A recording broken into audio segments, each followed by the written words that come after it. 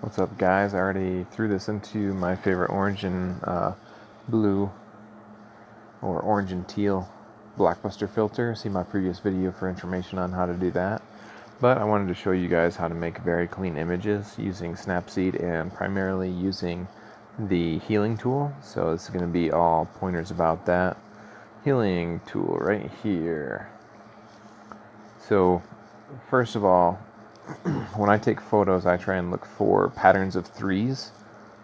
I just find that more appealing to the eye and stuff to look at than, like, say, one.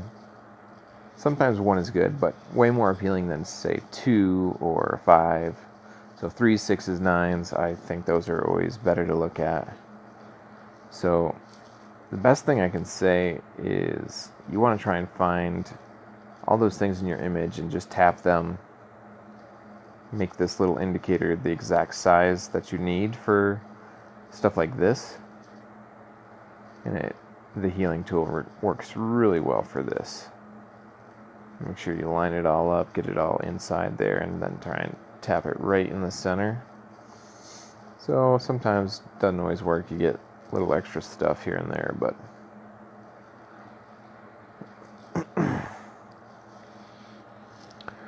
so really clean images is definitely what I'm always after. But yeah, Snapseed is definitely my favorite editing app. I primarily stick to this.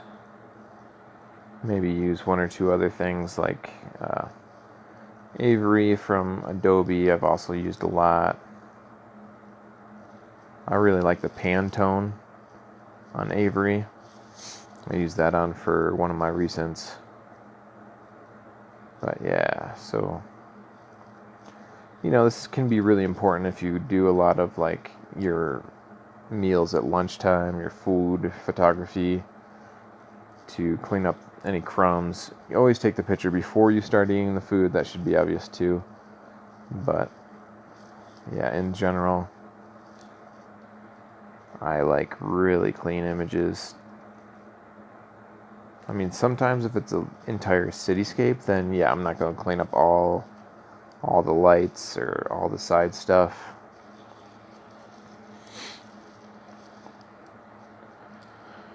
So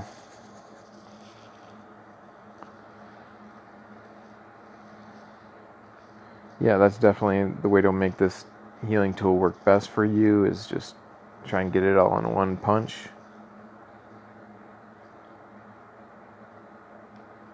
At least that's what I find works best for me.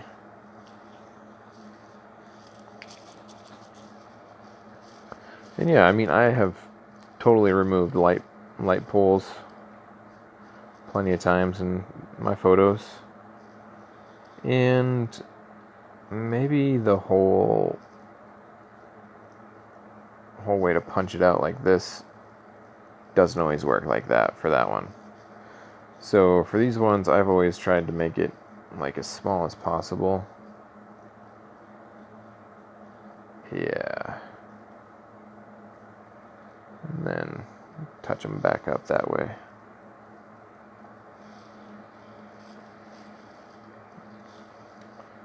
Sometimes I do find that it's just easier to tap it out rather than going for a whole straight line, because it blends the background better that way, and you can even jump around. Get out your seat and jump around. Jump around. So shouldn't really even be able to tell where that was anymore.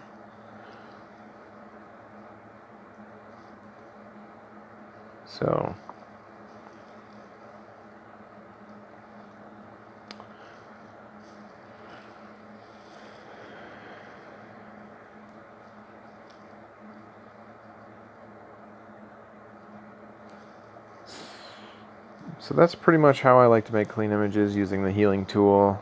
I'd probably touch up this stuff here too. Pinch and zoom, in case you didn't know, that's how I'm doing that. Clean that up. There's other ways. You don't have to just use the healing tool to get these things done. So also you can double tap on the outside of your blue square and this square in the corner here to just make your thing bigger after you've zoomed in. That's a good tip. Nobody ever shows me this stuff, but lucky you, you tuned into the right place to learn more about how to use Snapseed. I've been using this for several years now. This is probably my single most go-to Snapseed editing tool. There's nothing else like it. It's probably my favorite by far. It's seen some revamps here and there. But yeah, selective. I also like bringing out some of these highlights. Change the contrast. You know, you could change the saturation. Change the brightness. Turn the brightness down. And then increase the contrast. That makes it pop a little bit better. Another thing I would tell you is that inside of Snapseed, you definitely want to go to the settings and make sure that you're saving at this right here, image sizing. Do not resize it, and make sure the format and quality is at 100%. I think the default is like 90, 95, 85, somewhere around there. But definitely go into Snapseed and do these settings changes. Other than that, yeah, if you wanted to, there's simple ways that you can change. Like this is the burn technique. Like you see how it's got all this light in here still. You just take your brush and you can burn it instead of using the healing. With this black on black, it should be pretty easy to not make your burn stick out too much.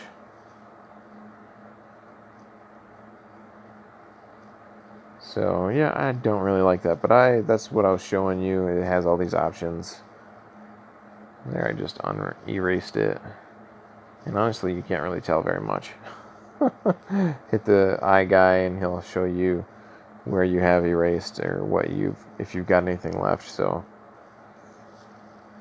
this is -5 instead of the -10 like I was using. So then you hit the eye guy and it'll show you where you marked. So kind of cool. Dodge, that brings up the light in the scene, which is a pretty cool technique. I've definitely used the heck out of that before. I always like when it's on some key item in the photo, like these cars.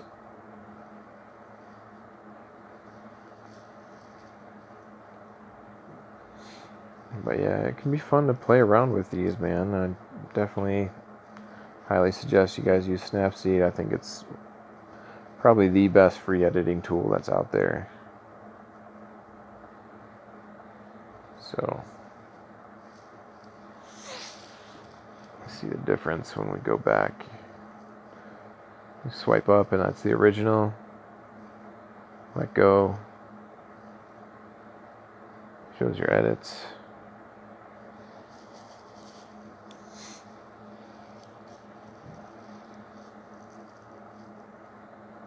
And yeah, my personal editing type HDR, I have used HDR a ton, and this is probably by far my favorite HDR that's out there for a simple editing tool. I really like what this has done with the sky. You can see those lights just flying over the mountains.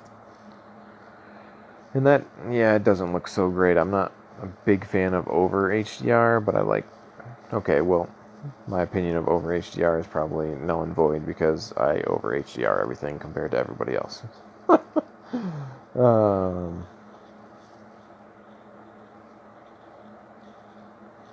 yeah, this glamour glow effect, some of my favorite stuff.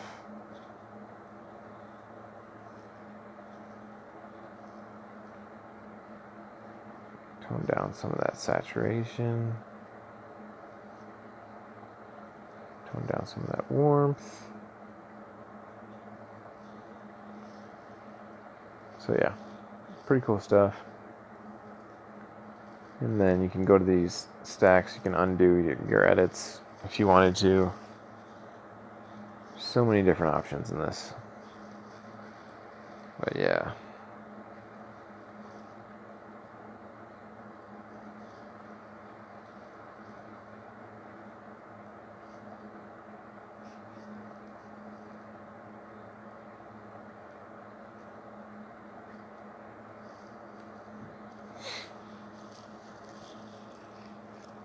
Alright guys, well, that's about it. I could go on for hours just editing this, but if you had any questions, feel free to leave a comment, like, share, subscribe.